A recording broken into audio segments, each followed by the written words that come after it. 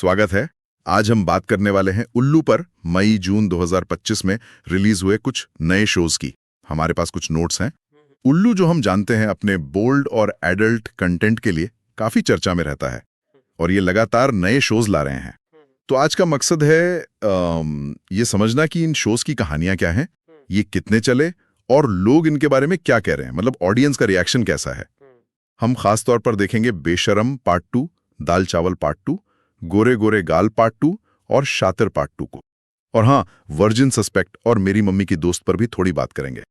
तो चलिए शुरू करते हैं ये विश्लेषण। सबसे पहले लेते हैं बेशरम पार्ट 2। कहानी है दो, आप कह सकते हैं, बिंदास लड़कियों की, रोली और भोली, जो समाज के बनाए नियमों को अपने अंदाज में चुनौती देती हैं। इसमें रोमांस है, ड्रामा है, इमोशनल ट्विस्ट्स भी हैं। रिधिमा तिवारी और सारिका सालुंखे का काम, काफी तारीफ हुई उनके काम की। हाँ बिल्कुल। और IMDb पे रेटिंग भी 8.4/10, जो कि काफी मजबूत लगती है। नोट्स के हिसाब से मई के आखिर में ये टॉप ट्रेंडिंग में था। हाँ, और इसमें दिलचस्प बात यह है कि ये शो, देखिए, महिला इच्छा, उनकी पर्सनल फ्रीडम, इन विषयों को काफी खुलकर दिखाता है। ये शायद उल्लू को थोड़ा अलग करता है, खासकर उन दर्शकों के लिए जो ऐसे बोल्ड विषय देखना पसंद करते हैं। हालांकि नोट्स में एक बात ये भी थी कि कुछ दर्शकों को इसकी पेस, मतलब कहानी की रफ्तार, थोड़ी धीमी लगी। धीमी रफ्तार? अच्छा, तो इसका मतलब क्या कहानी कहने के तरीके पर ज्यादा जोर था, किरदारों को धीरे धीरे डेवलप करने पर? हो सकता है, बिल्कुल। कभी कभी धीमी गति किरदारों की गहराई दिखाने या उनके बीच के तनाव को बिल्ड करने के लिए भी इस्तेमाल होती है। खैर, जो भी हो, ये शो उल्लू की पकड़ जो है अडल्ट OTT स्पेस में, उसे बनाए रखने में तो कामयाब रहा। चलिए अब आते हैं दाल चावल पार्ट 2 पर। जी। इसमें एक लव ट्रायंगल जैसा कुछ है। एक आदमी है किशोर, उसकी पड़ोसन रोहिणी, जिसे वो पसंद करता है, और फिर एंट्री होती है वंदिता की। तो कहानी में वो इच्छा और धोखे का ताना बाना बुना गया है। नैना छाबड़ा के काम की खासतौर पर तारीफ हुई है इसमें। ये 16 मई को रिलीज हुई थी और इसका प्रमोशन भी काफी जोरदार था। उल्लू ऐप और यूट्यूब पर काफी व्यूज मिले इससे। हाँ, प्रमोशन तो काफी अग्रेसिव था, लेकिन कुछ रिव्यूज में ये बात आई कि पार्ट 2 की सीन्स में वो तीखापन या इंटेंसिटी नहीं थी जो पार्ट 1 में महसूस हुई थी। अच्छा। IMDb पर अभी यूजर रिव्यूज तो नहीं दिखे, पर हाँ, नैना छाबड़ा का जो किरदार है उसमें दर्शकों की दिलचस्पी काफी दिख रही है। ऑनलाइन चर्चाओं से तो यही लगता है। ठीक है, अगला शो है गोरे गोरे गाल पार्ट 2। इसमें अंकिता दवे और नीलम भानुशाली हैं। कहानी जुनून और धोखे के आसपास ही घूमती है। नोट्स में था कि 27 मई को जो एपिसोड 2 आया, उसने कहानी में कुछ नए मोड़ डाले। इसको इसके विजुअल स्टाइल और बोल्डनेस के लिए जाना जा रहा है। ये शो उल्लू के टिपिकल पैटर्न को दिखाता है। मतलब कहानी शायद बहुत गहरी ना हो, पर फोकस बोल्ड किरदारों, सिचुएशंस और विजुअल अपील पर ज्यादा रहता है। ये उनका एक तरह का, आप कह सकती हैं, कामयाब फॉर्मूला है जो उनके कोर ऑडियंस को टारगेट करता है।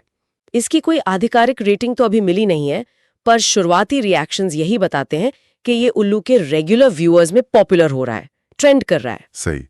अब जरा जल्दी से शातिर पार्ट 2 पर भी एक नजर डाल लेते हैं। ये 13 मई को आई थी। कहानी वही, पड़ोसी की चालें, धोखा और उससे पैदा होने वाली इमोशनल उथल-पुथल। कलाकार हैं भारती झा और अनमोल जैन।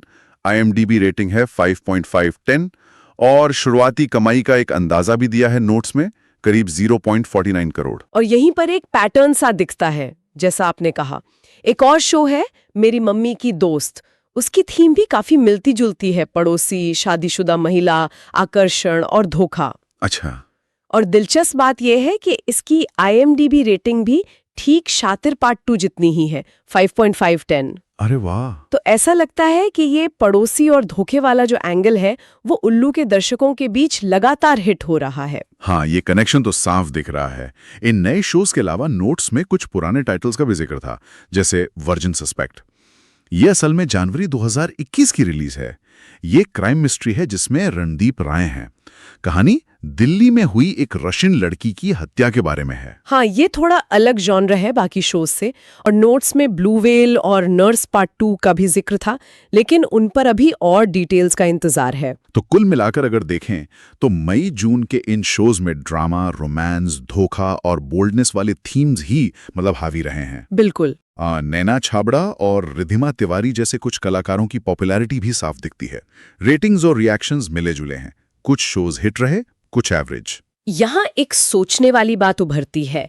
इन सभी कहानियों में बार बार ये जो इच्छा, धोखा, सामाजिक नियमों को चुनौती देने वाले किरदार दिख रहे हैं, क्या ये सिर्फ एंटरटेनमेंट है या फिर ये इस बात का भी संकेत है कि उल्लू जैसे प्लेटफॉर्म दर्शकों की कुछ खास तरह की, आप कहें तो अनकही इच्छाओं या शायद सामाजिक दबावों से जुड़ी चिंताओं को समझकर उन्हें भुना रहे हैं? ये एक दिलचस्प सवाल है।